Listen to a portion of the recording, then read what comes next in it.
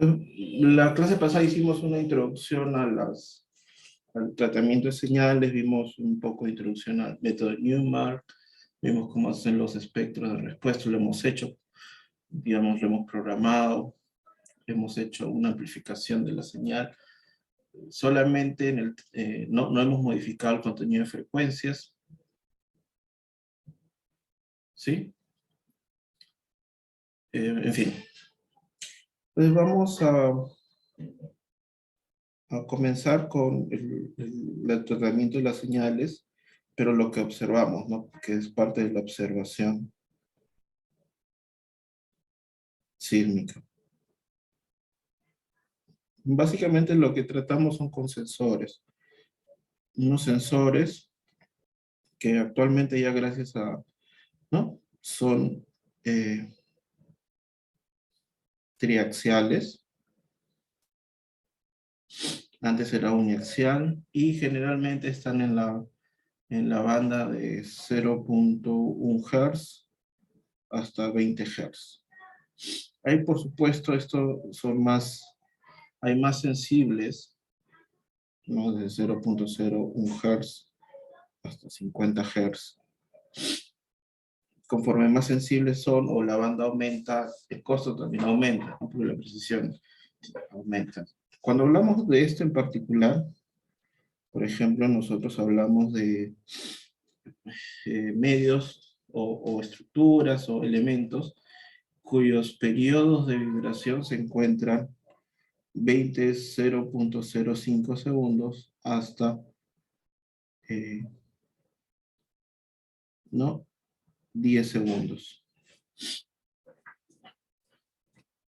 De repente eso lo podemos levantar un poco a 50 Hz, pero esto es lo más difícil, ¿no?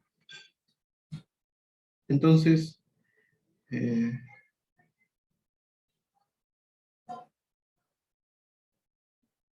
sí, entonces, según el sensor, nosotros podemos ver cómo vibra, sea el suelo, sea una estructura, sea algún elemento. Entonces, básicamente nos vamos a concentrar ahora en la estructura. Entonces, podemos usar algunos de los sensores que no tienen que ser tan sensibles o tan precisos como los acelerómetros que se usan para observar el suelo, ¿no? En un campo libre. Entonces, un sensor, por ejemplo, vamos a colocar acá un sistema de un grado de libertad. Por supuesto, vamos a considerar la no linealidad de la estructura cuando hay daño. Ya sabemos que tiene su amortiguamiento inherente, que es viscoso. Tenemos la señal. Obviamente esta señal es triaxial. Podría ser norte-sur, este-oeste y arriba-abajo. Entonces, lo que si colocamos en el suelo, sería XG. Y si colocamos el sensor en la estructura, va a ser lo que se mueve el suelo más lo que se mueve en la estructura. ¿Sí? Entonces, esto desde el punto de vista teórico, ¿no? Si es que la señal entra limpia, pero además de la señal, que cuando se captura la vibración del suelo le entra un ruido, vamos a poner R de ruido, acá también entra un ruido, ¿no? Vamos a poner un ruido en el suelo y un ruido. Entonces, el propósito de la observación puede ser mirar la variación de las propiedades dinámicas de la estructura, principalmente el periodo observado o el periodo predominante de la estructura en sus componentes ortogonales y el factor de amortiguamiento. Entonces, por ejemplo, nosotros, si tenemos algún registro, podemos calcular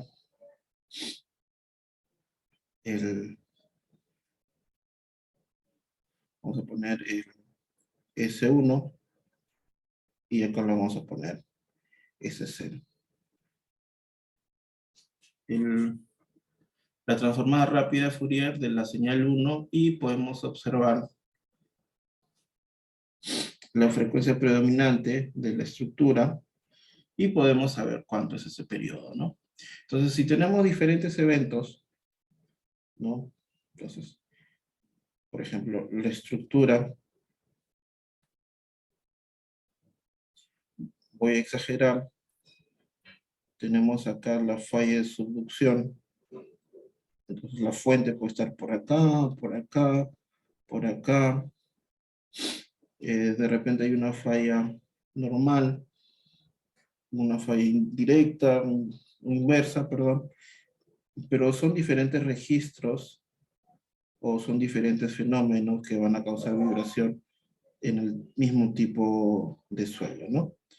Entonces, si graficamos los eventos, digamos evento 1, evento 2, evento 3, evento 4, y si no sufrió daños la estructura, lo que vamos a poder medir es que, si bien es cierto, existe un promedio, ¿no? Conforme percibamos el registro, vamos a eh, tener diferentes periodos predominantes.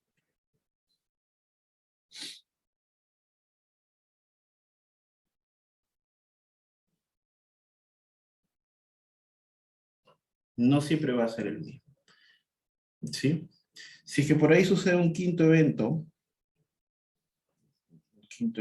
por acá, y este es un evento muy grande que ocasiona daño, vamos a notar que hay un incremento del periodo. Entonces, esta variación de periodo respecto al periodo base podría darnos una indicación, un indicador de que ha sufrido daño en la estructura y se puede cuantificar. De manera similar, si nosotros, por ejemplo, graficamos el factor de amortiguamiento, el factor de amortiguamiento va a ser distinto conforme tengamos diferentes eventos, pese a que llegue la misma aceleración al terreno. ¿Por qué? Porque, por ejemplo, mientras más lejos esté el evento, ¿no? Se van a, a incorporar señales de periodo alto por la lejanía del mismo. Y en fin, tanto el periodo natural como el periodo, o perdón, el factor de amortiguamiento van a variar incluso en el rango elástico frente a diferentes eventos, ¿no? Pueden ser de subducción, pueden ser de subducción de interfase, de intraplaca o por alguna falla que es ¿no? de origen continental. Sin embargo, si nosotros, por ejemplo, agrupamos y, por ejemplo, en función de PGA y el periodo, nosotros vamos a notar que conforme incrementa un pequeño incremento, frente al PGA, por supuesto, se va a incrementar a cierto nivel de falla, va a saltar, porque ya significa que este PGA es límite ¿no? entre el comportamiento elástico e inelástico de la estructura. Entonces, este periodo es un indicador, pero realmente no nos va a dar la respuesta estructural ni el nivel de daño con precisión. Hay procedimientos, por ejemplo, el profesor Nakamura, que no solamente ha hecho trabajos para observación de las vibraciones en suelo, sino también para estructuras, que a partir de una caracterización de distribución de rigideces, distribución de distorsiones, en relación a la variación del periodo puede determinar si está dañado o no dañado, pero siempre usa algún patrón de distorsión, algún patrón de distorsión, sea concreto armado, sea mampostería. Entonces, es muy interesante. Hay un artículo del profesor Nakamura donde midió o aplicó esto al Coliseo Romano.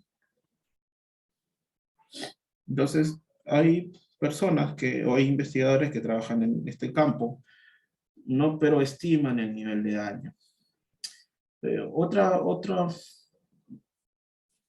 Otro tópico que se estudia en esta área es, por ejemplo, medir el nivel de daño, pero no frente a sismos, sino frente a condiciones ambientales, ¿no? Cambio de temperatura, por ejemplo, llueve, ¿no? Entre el estado de conservación del mismo, la humedad de los materiales, especialmente esto se trabaja en estructuras de tierra y albañilería.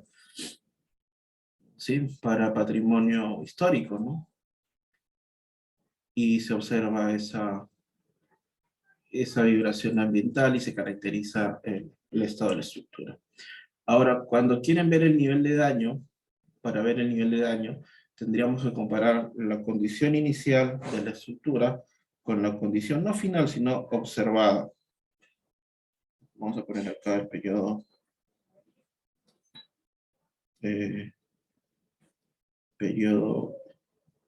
inicial con el periodo observado. Entonces, si es que no ha habido daño, se supone que van a ser ligeramente iguales, como ya hemos conversado antes. Pero, por ejemplo, tú tienes una estructura, una iglesia de 500 años, obviamente tú no vas a poder obtener esto. Tú vas a poder, de repente, de esta ventana de 500 años, poder haber medido, no sé, con suerte, unos 10 años. Tienes 490 años. Tienes observaciones acá. Y no han pasado en estos 10 años ningún evento fuerte. Pero ¿cómo podrías medir el nivel de daño respecto al original? Realmente no se puede, porque tendrías que conocer las condiciones de inicio. ¿Sí? Entonces, en patrimonio ¿no? Lo que se hace es un híbrido entre simulaciones, modelamiento matemático, referencias históricas también, porque si edificios de 50 años o de 20 años no tienen planos, imagínense estas iglesias, ¿no? Y a lo largo de los años esto ha sufrido modificaciones, ¿no? Modificaciones por incorporación de estructuras nuevas o degradación por el estado de conservación, pero ha sufrido daños. Entonces, establecer esto como línea base es sumamente complicado y las aproximaciones que se hace es a través de la observación y la calibración de modelos en condiciones ideales. ¿Sí? Y eso es lo que tenemos. Cuando existe el movimiento fuerte del terreno, strong motion observation es el término que le acuña a esto,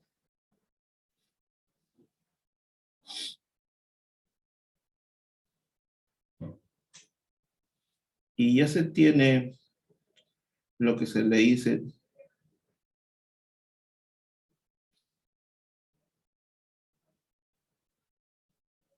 terremotos que dañan, digamos, que pueden ser pues, de magnitud 5 o de magnitud 8 o de diferentes PGA, pero son aquellos que ocasionan daños en las estructuras, que ocasionan que se incursione en el comportamiento no lineal o inelástico de las estructuras, se le denomina o se le acuña este término. Por ejemplo, un sismo de magnitud 6 en Sudamérica o en la costa del Pacífico no es lo mismo que un sismo de magnitud 6 en Europa, ¿no? Y ocasiona más daños por allá que por acá. Porque nuestra exposición a sismos siempre ha sido más alta que en esos sitios. Entonces, lo que nosotros tenemos que estudiar cómo es la incursión de los elementos en el comportamiento no lineal para poder estimar el nivel de daño y, por supuesto, poder reforzar o poder cuantificar cuántas serían las pérdidas.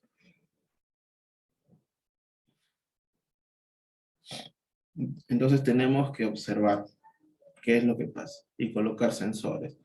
Si es que no se han colocado sensores 50 años atrás, bueno, se puede reproducir los sismos con los registros que tenemos en las mesas vibradores, eso es lo que se ha venido haciendo.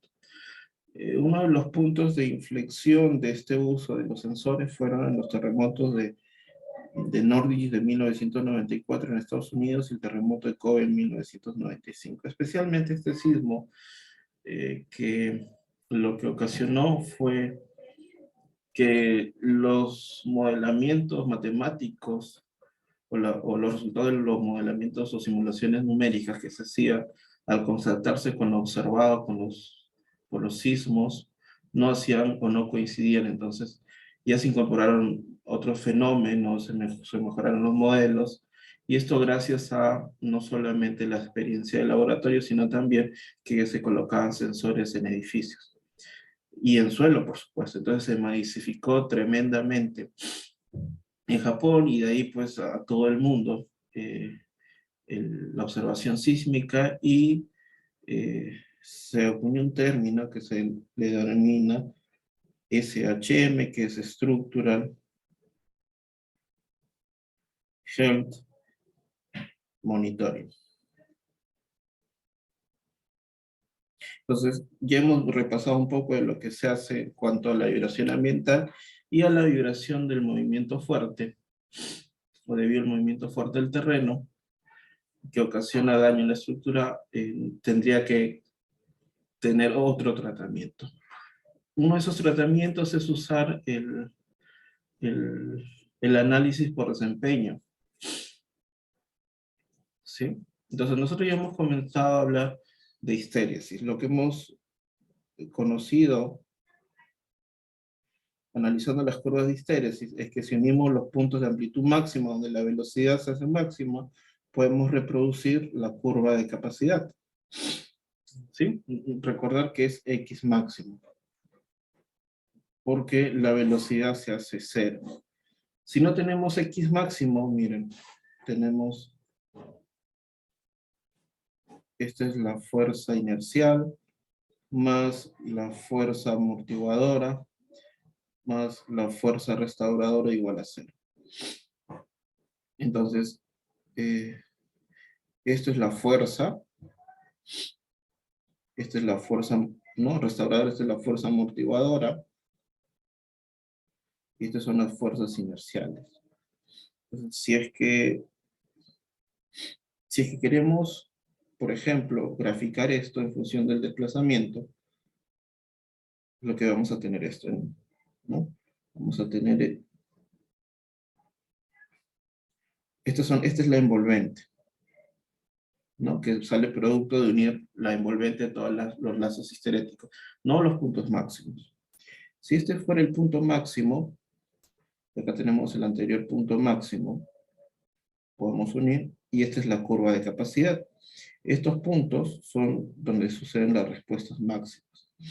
En los puntos donde no suceden las respuestas máximas, por ejemplo acá vamos a tener la fuerza restauradora más la fuerza amortiguadora. ¿Por qué? Porque tenemos velocidad. En cambio, si tenemos acá, esto que está acá, tenemos solamente la fuerza restauradora. Por supuesto, evaluado en otro instante de tiempo.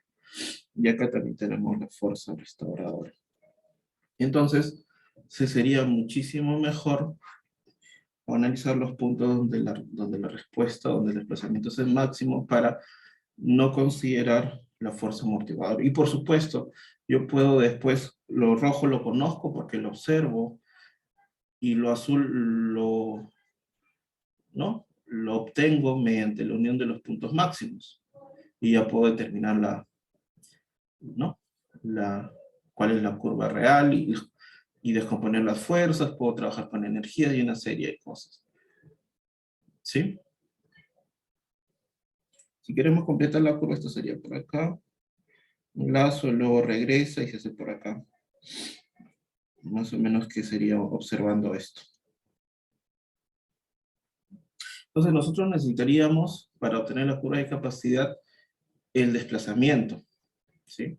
Pero lo que observamos de la estructura, como les comentaba, es lo que se mueve más un ruido, y acá es la aceleración en el suelo más la aceleración de la estructura más un ruido. Entonces, lo que nosotros necesitamos es, en condiciones ideales, tener el desplazamiento para la aceleración, que se obtiene directamente, luego integrar la velocidad y luego integrar otra vez y obtenemos este valor.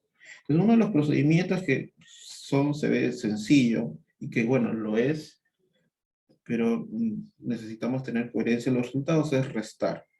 Restar la señal 1 menos la señal 0. Y en ese sentido lo que hacemos es le restamos este valor. Entonces, esto se va con esto y nos queda esto más un ruido prima, ¿no? Que sería la suma de este ruido en la estructura más el ruido en la base. o menos. Bueno, que más o menos es ruido finalmente. Entonces, si integramos una vez, siendo, digamos, suponiendo que esto sea una constante, lo elevamos a la x, ¿no? X a la 1. Si lo integramos otra vez para el desplazamiento, se hace al cuadrado. Entonces, el ruido que se incorpora es altísimo. Entonces, para lograr esto, lo que necesitamos es filtrar los registros. Filtrar los registros. ¿Sí? Y quitamos ese ruido, y a la hora de, ¿no? Esto lo hacemos que tienda a 0, y cuando integremos una y dos veces, el ruido, por supuesto, va a ser eh, pequeñísimo, ¿no? Entonces lo que tenemos es que filtrar esa aceleración. Entonces sí, existen diferentes técnicas, pero esto se basa principalmente en lo siguiente. Hasta acá me están escuchando, ¿no? ¿Todo claro, chicos?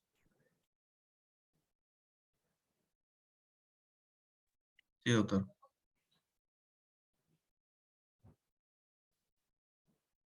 Listo. Entonces, vamos a comenzar con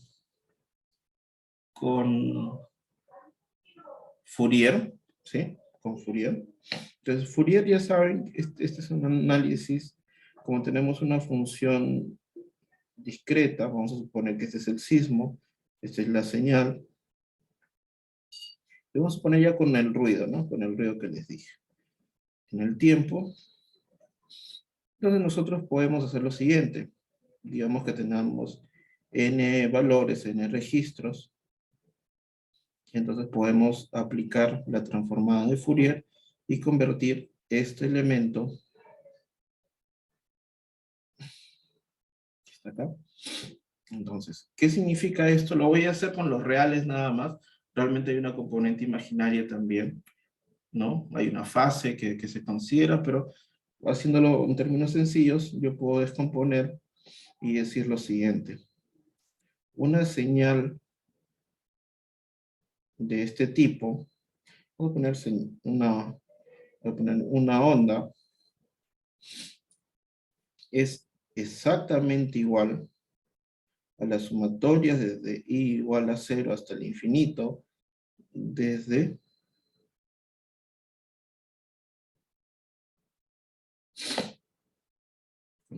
esto sería. Y aproximadamente igual, desde igual a 0 hasta n-1, ahí. Entonces ustedes ya saben que tienen diferentes ondas, con diferentes fases, diferentes amplitudes, diferentes frecuencias, y pueden graficar, por ejemplo, esas frecuencias en términos de la amplitud, y tener su espectro. Y lo que van a ver ahí es el registro, la señal, la vibración en el suelo a la que va a estar sujeta la estructura. Por otro lado, ustedes tienen a la estructura, ¿no? A la estructura, y la estructura, ustedes saben, por ejemplo, que la estructura, si la descomponemos en modos de vibración, por supuesto, si consideramos acá un grado de libertad, no, pues no va a haber. Vamos a poner una estructura de este tipo, y suponemos que hay varios grados de libertad. Entonces, vamos a tener el periodo predominante, voy a poner de la estructura, y después vamos a tener otros periodos de otros modos que van a incidir en la estructura. Digamos que tengamos ¿no? Alguna banda que vamos a tener de un factor, voy a poner gamma, de reducción del periodo de la estructura hasta un periodo de la estructura. Pero este es elástico, y cuando se incorpore ¿no? el daño en la estructura, este periodo va a aumentar. Entonces vamos a poner alfa y beta de la estructura, ¿no? Por ejemplo, el caso que presenta la norma, ¿no? Dice de 0.2 T de la estructura hasta 1.5 T de la estructura. por poner un rango. Entonces, toda esa es la banda de respuesta de la estructura, ¿no? Cuando incursionen daño y las otras, las formas naturales o formas predominantes de vibrar de la estructura. Entonces, esto tiene una banda. Vamos a suponer que esta es la frecuencia de la estructura, perdón, la frecuencia del suelo, predominante del suelo, y nosotros tenemos una banda, ¿no? Vamos a suponer, eh, ayúdenme con las inversas, por favor. La inversa de 0,2 es 5, ¿no? 5, la frecuencia de la estructura. La inversa de 1,5, ¿cuánto sería?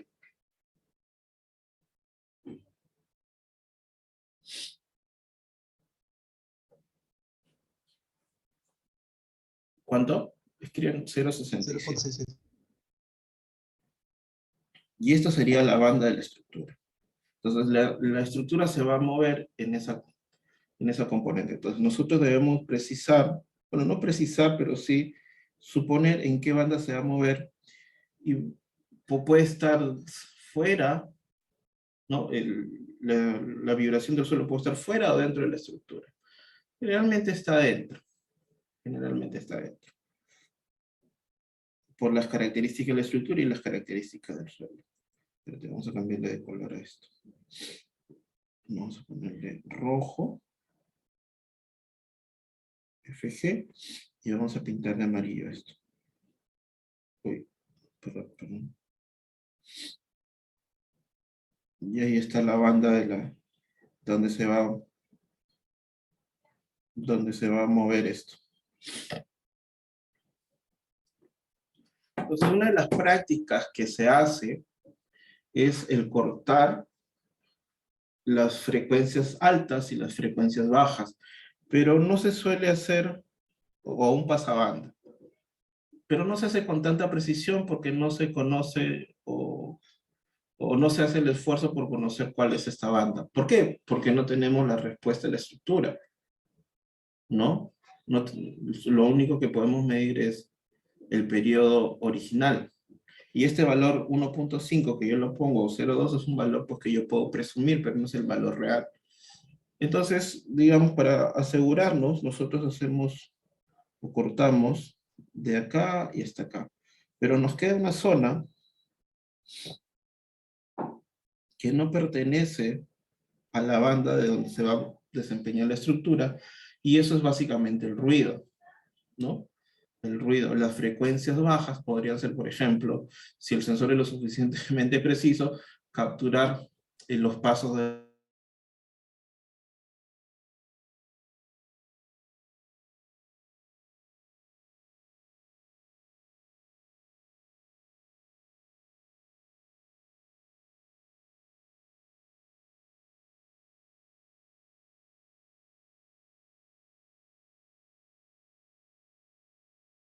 cortar las frecuencias altas, y ahí reducimos parte del ruido, pero no reducimos todo el ruido. Pero funciona bien también, ¿no? Eso lo pueden usar, por ejemplo, usando el V-Wave, ahí hay esa técnica, pero es básicamente usando Fourier, las técnicas de Fourier. Hay otra metodología, pero lo interesante de acá es que conserva las características de las frecuencias, ¿no? Hay otra descomposición, ¿no? Que se llama la descomposición por ondas madre, wavelet. Entonces tienes una función de escalar las frecuencias y de escalar las amplitudes. Básicamente la onda madre que parece un fantasma, y tú los caracterizas de esa forma. Entonces, básicamente consiste en, tengo la señal, voy a poner W0, que es la señal, y tú dices, mira, tengo esta señal, y yo voy a descomponer esto. Si tengo n registros, este n registros tiene que ser igual a 2 a la n, donde n sería el número de bandas o rangos. ¿Ya?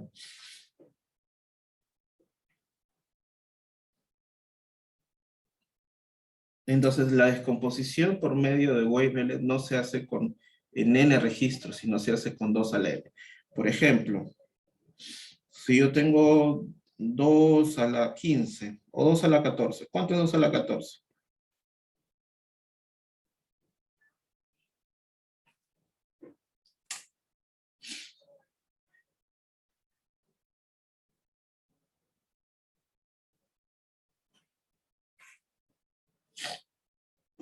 Ya. N sea 16.384. Entonces, para Fourier yo necesitaría descomponer en 16.384 ondas. Podría usar la transformada de rápida de Fourier y eso sería mucho menos, ¿no? Sería esto más 1 entre 2, o sea, prácticamente 8.000 y pico, ¿no? Entonces, en vez de usar esta cantidad de registros, o si uso la transformada rápida, la mitad, lo que podría usar son 14 bandas, que es computacionalmente mucho más rápido. Pero también tiene sus ventajas, o perdón, sus desventajas.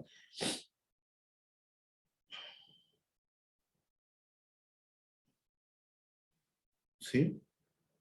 ¿Hasta acá alguna consulta, muchachos? Por favor.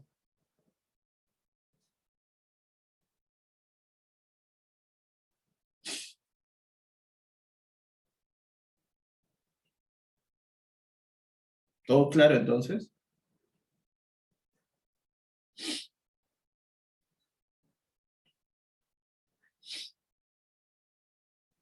Ya. Entonces descomponemos esto en un registro y decimos, bueno, todo el registro de los 16.000 registros vamos a descomponer lo siguiente, considerando la banda 1. Entonces, esto va a ser, sí, la banda 1.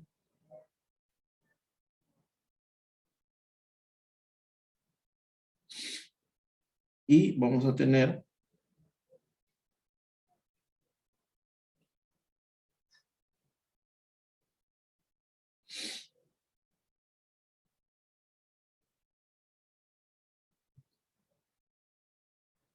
no, esperen, vamos a poner F, una función 1 y G1.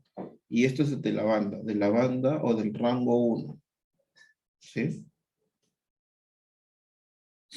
Este F1, si yo digo, este F1 o el W0 es igual a G1 más F1. Pero también puedo descomponerle este F1 porque me queda el residuo. Puedo descomponerlo y digo, ah, mira, voy a descomponer en 2 y esto en su rango.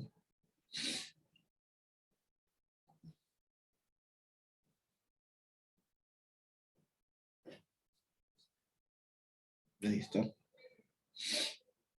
F1 es igual a F2 más G2. Y este es el rango 2. Puedo descomponer F3, G3 y así puedo hacer muchas hasta un F n-1, Gn-1 y este Fn y Gn, ¿sí? Para cada banda. Entonces lo que podemos decir, el W0 es igual G1 más G2 más G3 más, ¿sí? Gn más Fn. Y ese es el ruido. Y acá me queda todo el residuo.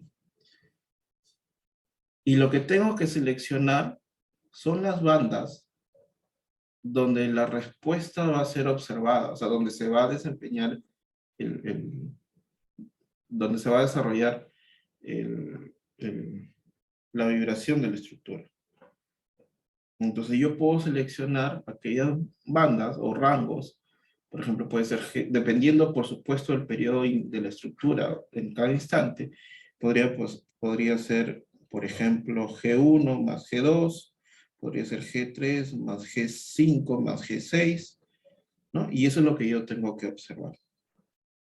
Entonces, cuando yo uso cada G, yo puedo decir, ah, mira, acá ya he descompuesto la aceleración con el ruido y ya tengo la aceleración para cada rango. G1, G2,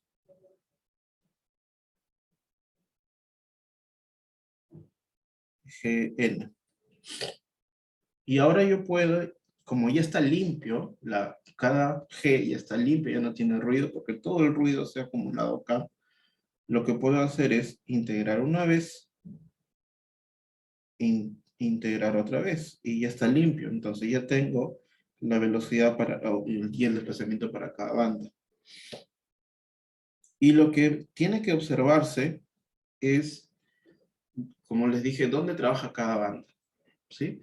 Vamos a suponer que este es el rango o los rangos de participación o dónde está la respuesta.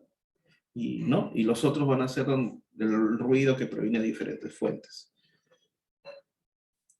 Entonces yo puedo decir que la aceleración va a ser igual a x g3 más x g5 más x g6.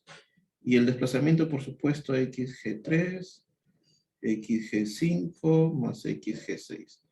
Listo. Y eso yo tengo para cada piso. Entonces lo que podría hacer, por ejemplo, si quiero una fuerza restauradora o una histéresis, necesito el desplazamiento relativo, entonces lo que hago es, por ejemplo, uso el x del cuarto piso menos el x del tercer piso, pero ya lo tengo. Y si quiero la fuerza, que es el masa por la aceleración, entonces lo que yo tendría que hacer es,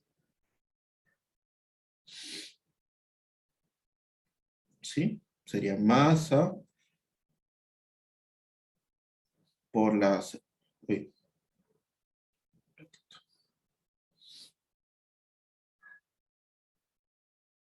porque ya lo tengo filtrado. Y acá tengo Q del tiempo y acá tengo la deformación relativa del cuarto piso en el tiempo. Y cuando yo grafico para el mismo tiempo, voy a tener mis histéresis. Y si yo uno todos esos puntos máximos, voy a tener mi curva de capacidad y voy a poder saber si he incursionado en el rango inelástico o no. Entonces, esta información la voy a poder obtener para cada piso. Entonces, voy a poder determinar 1, 2, 3, 4. La curva de capacidad, la curva, ¿no? SA, SD. Esta es la curva de capacidad y esta es la curva de cortante versus deformación relativa de entrepiso. Y poder saber el nivel de daño y las siguientes características. Ahora, profesor, he observado que no tengo siempre los entrepisos. Tengo acá, a veces hay acá y acá. Entonces, esto lo que se hace es, esto se puede, entre comillas, interpolar, ¿no? O realmente sería inferir a partir de un procedimiento adicional matemático procedente, por ejemplo, de la distribución de las deformadas de cada instante, acompañado también con la distribución modal inicial. Entonces se puede conocer eso. Obviamente no va a ser con la misma precisión, pero se puede colocar. Ahora, hay estudios donde a partir de la característica de las estructuras, como la cantidad de pisos y la distribución de rigideces eh, elásticas, puede saberse dónde o en qué pisos está o serían los puntos más adecuados para observar la respuesta. A esto se incorpora que podría tener irregularidad en altura o podría tener irregularidad en planta. Si consideramos al punto observado como un punto infinitesimal, entonces, por ejemplo, si tenemos una rotación, lo que hago es medir dos puntos. Y cuando esto gire,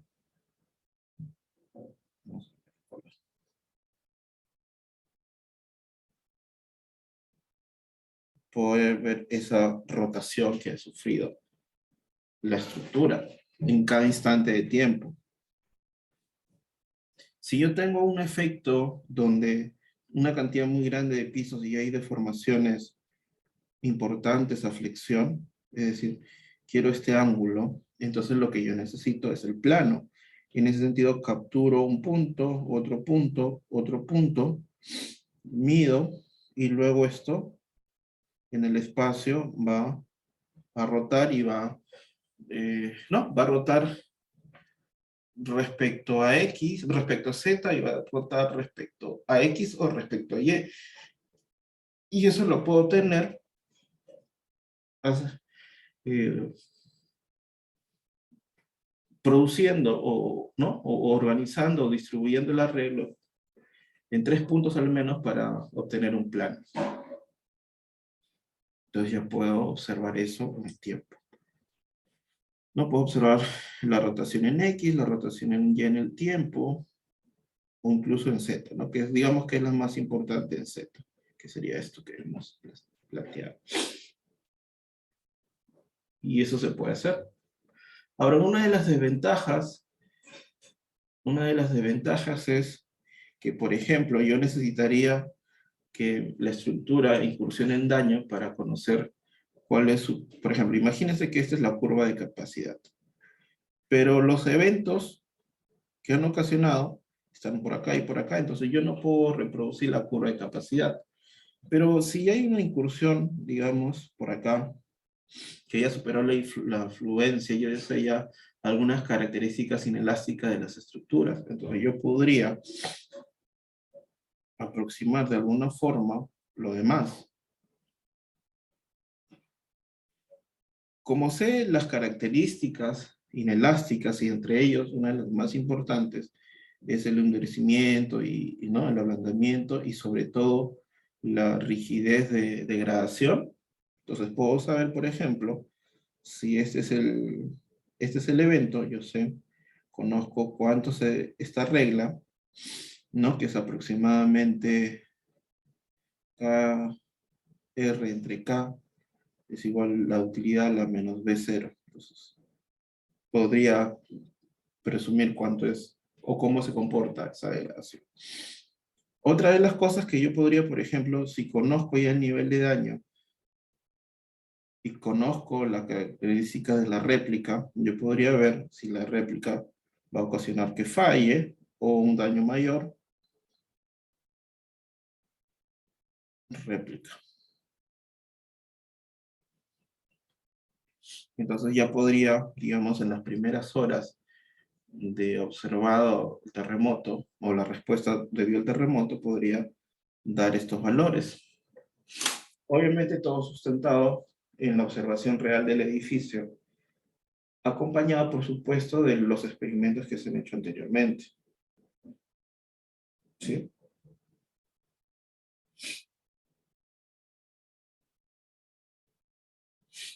¿Consultas hasta acá, muchachos?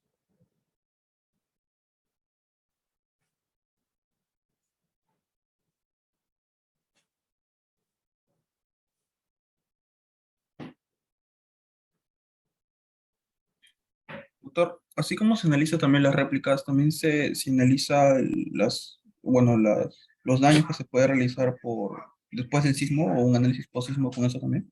Claro, eso es lo ideal. O sea, porque, por ejemplo, como te dije, tú ya puedes calcular... No, está en la anterior. Tú puedes obtener esto y ya puedes saber cuál es la deformación de cada entrepiso y puedes saber cuál es el nivel de daño que te lleve. Si esto le sumas la otra tecnología, por ejemplo, el Internet de las cosas, o las conexiones remotas, ¿cómo funciona, por ejemplo, nuestro sistema ahora? Tenemos observados los edificios, cuando ocurre el terremoto, incluso automáticamente el mismo sistema corta el registro. No tienes, imagínate, están observando en tiempo real y viene el terremoto. Y se acabó el terremoto. Entonces corta el sismo ¿no? Corta el sismo y lo guarda automáticamente como un evento 1. No solamente del suelo, sino de todos los sensores del edificio. Eso te lo manda o se archiva en una base de datos que nosotros podemos descargar. Esta base de datos se guarda localmente en el edificio, se guarda remotamente en el SysMeet, en el servidor de la universidad que está en SysMeet, y se guarda también en el servidor de Japón, un servidor que está en Japón. Entonces nosotros podemos, digamos, en el peor de los casos, ir al edificio y recuperar la data. Pero si todo funciona bien, nosotros podríamos, desde la computadora, no necesariamente desde el CIMINIO, podemos tener acceso, descargar la data, ¿sí? O del CIMITO de Japón y procesar esto. Ya tenemos programas que lo hacen solito, pero igual siempre una miradita no está de más. Y media hora, una hora después, ya sin necesidad de ir al edificio, poder tener esta respuesta, ¿no? Con un informe y con todo, no solamente números de que cuánta distorsión es, sino qué nivel de daño ha ocurrido. Y ya para los expertos en gestión de riesgo, pueden decir pues cuántos muertos, cuántos, de acuerdo a la cantidad de personas, entre otros.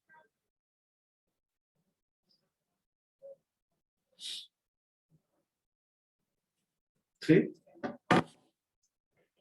Sí, doctor. Está bastante relacionado porque la otra vez estaba viendo una conferencia de que en otros países se está aplicando ya lo que vendría a ser digital twins, o creo que es gemelos digitales, que básicamente Ya. es como esto, ¿no? De generar un modelo computacional que represente o monitoree en tiempo real a la estructura, ¿no, doctor?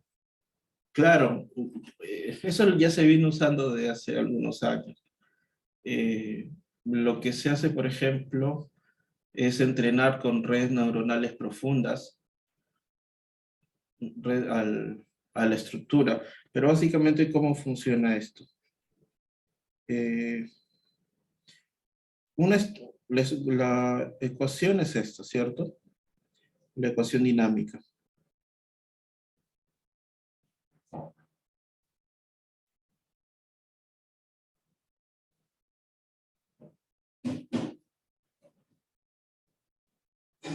No necesariamente unidimensional, tridimensional también, ¿sí? Entonces, esto que está acá se observa. Esto de acá se observa. Lo que no se observa es esto. Entonces, lo que trata de hacer las redes neuronales profundas es, a partir de la observación de los datos, poder entrenar para calibrar un modelo el cual reproduzca M, C, K. Esta es una regla matricial que tiene muchas más variables, ¿no? Sin embargo, si tú no tienes un comportamiento inelástico, ¿cómo poder, por ejemplo, decir cuál va a ser la regla para la rigidez de degradación, de la rigidez o de la resistencia? ¿Cómo calibrar el modelo histerético si solamente tienes tu respuesta acá? Entonces lo que tendrías que hacer es complementar eso con información del, de experimentos, por ejemplo, y puedes recrear lo que va después, que es una de las desventajas que tiene este método, ¿sí? Pero si tienes suficiente información, pues ya de experimentos, puedes calibrar eso. Entonces, esto tú lo ves acá, y supongo que lo que tú quieres decir, los gemelos digitales, lo que tú observas con los registros, puedes replicarlo en el edificio. Y como ya tienes esta matriz y una matriz tridimensional, tú vas a saber, ¿no? Vas a ver un montón de cosas más, rigidez, incluso acá puedes tener rotaciones de las vigas y puedes entrenarlo para que te diga la respuesta de cualquier punto de la estructura.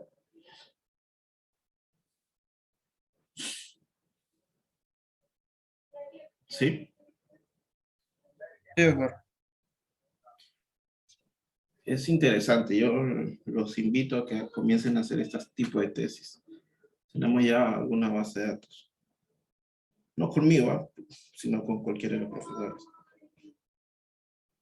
Es bien interesante. Ahorita no tenemos eventos que hayan ocasionado terremotos.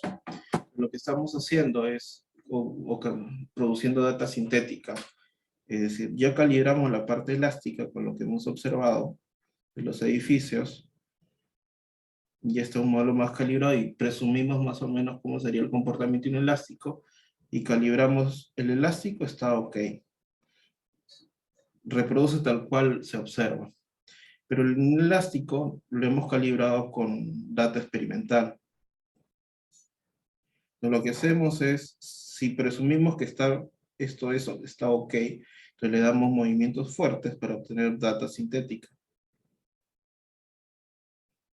O sea, data que supuestamente es real con diferentes movimientos en la base, y lo que hacemos es probar. No hemos entrenado una red neuronal, pero sí hemos ajustado nuestros algoritmos para que, por ejemplo, pueda observar el edificio aislado de la facultad, por ejemplo, el Revaliati también está observado, ya se está calibrado los modelos. Entonces, si pasara algo eventualmente, ya podemos dar una atención oportuna, ¿no?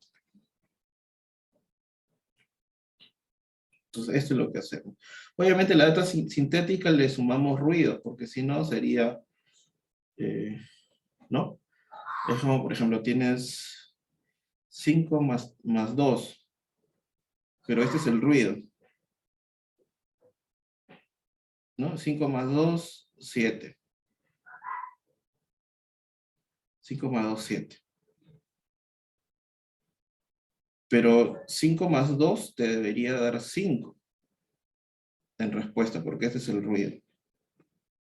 Si usamos la data sintética 5, vamos a obtener siempre 5.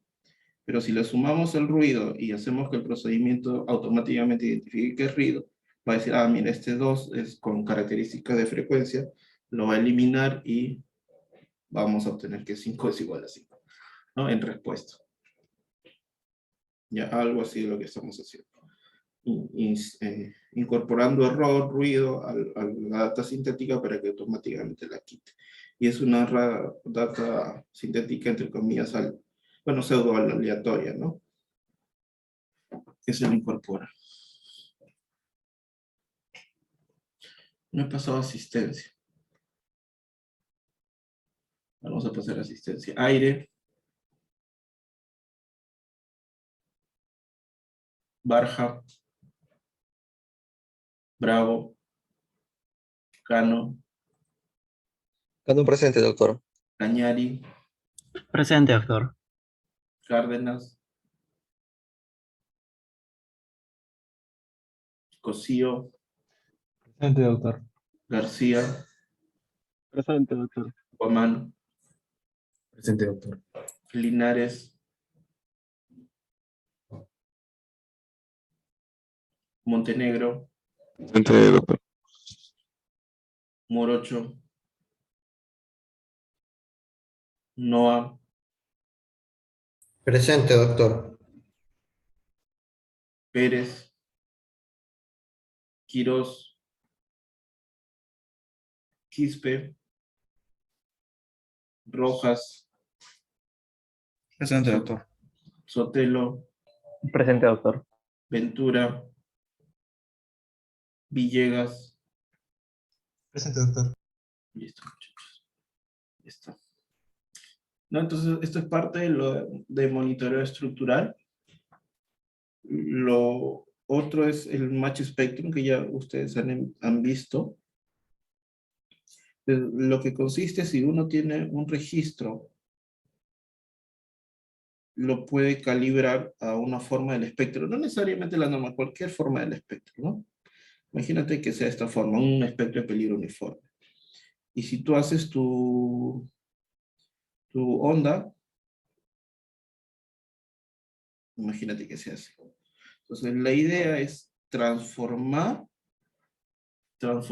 hacemos la inversa para transformar del dominio del tiempo al dominio de la frecuencia, como está acá, este es el dominio de la frecuencia, y trabajar con la descomposición de las ondas. Esa descomposición de las ondas puede ser por Fourier, por ejemplo, o puede ser por wavelet. Seguramente en algunos años va a aparecer otro tipo de descomposición que va a ser más eficiente, pero se descomponen en ondas o patrones de ondas, y lo que se hace es se modifican esos patrones de ondas. Se iteran muchas veces hasta que la respuesta final, ¿no? Se itera una y dos veces hasta que la respuesta final del, vamos a poner 5 iteraciones. Entonces, después de estas 5 iteraciones, el patrón de ondas te queda de esa forma. Entonces, ya lo que obtenemos es este registro va a tener, cuando hagas o lo pases al dominio de la frecuencia, va a tener este espectro. Es el ajuste espectral. Se le conoce. ¿Tiene ventajas? Tiene ventajas, por supuesto. También va a depender mucho del método que usemos y también de qué bandas trabajemos. ¿Sí? Entonces, por ejemplo, si yo quiero hacer un análisis estructural, bueno, me concentro en la banda donde va a trabajar, o donde, ¿no? Se va a comportar la estructura, principalmente. Obviamente el resto, la cola también trato de que sea de la misma forma.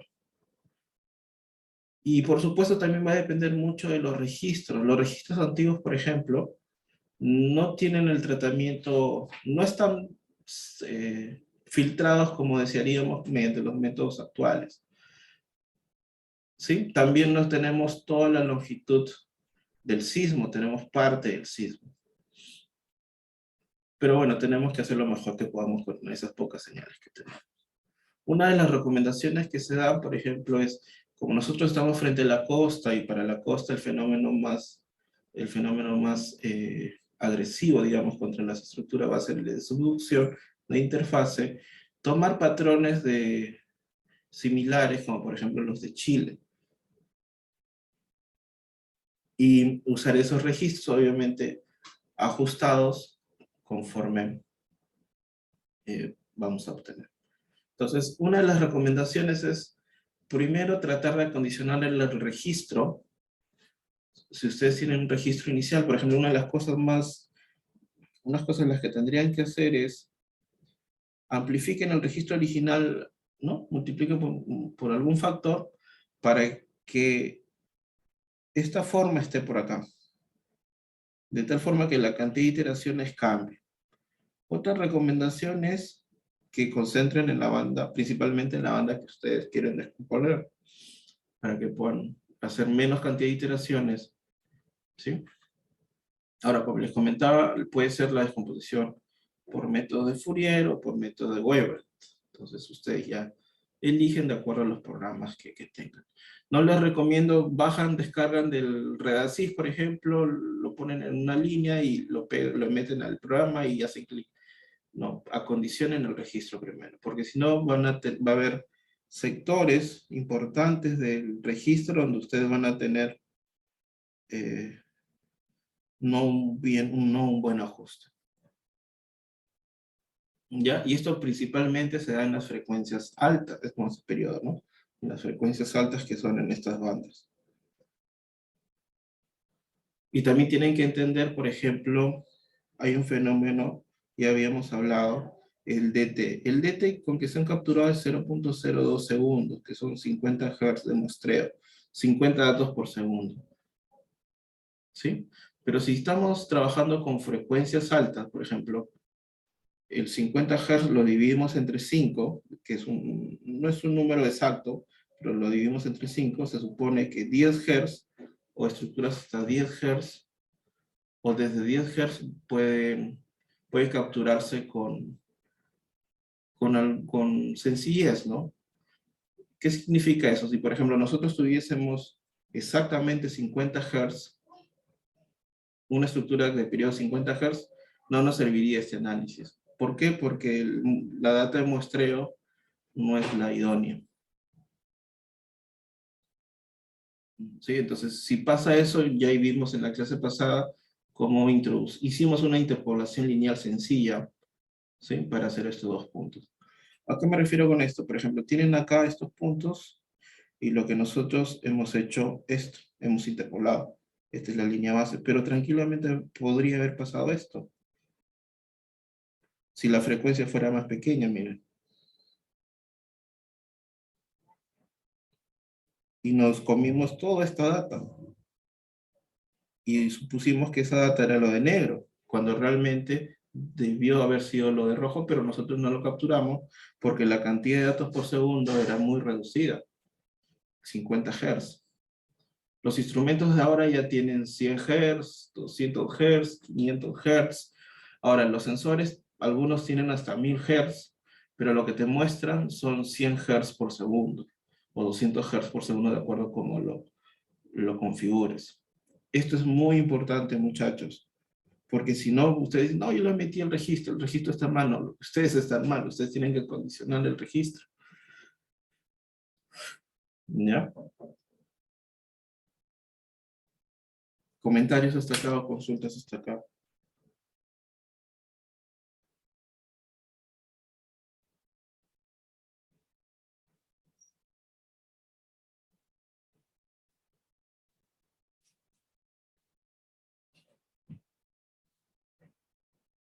Ya, ¿todo claro, chicos?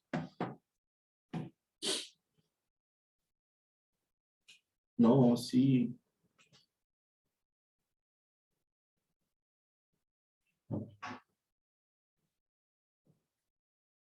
Bueno.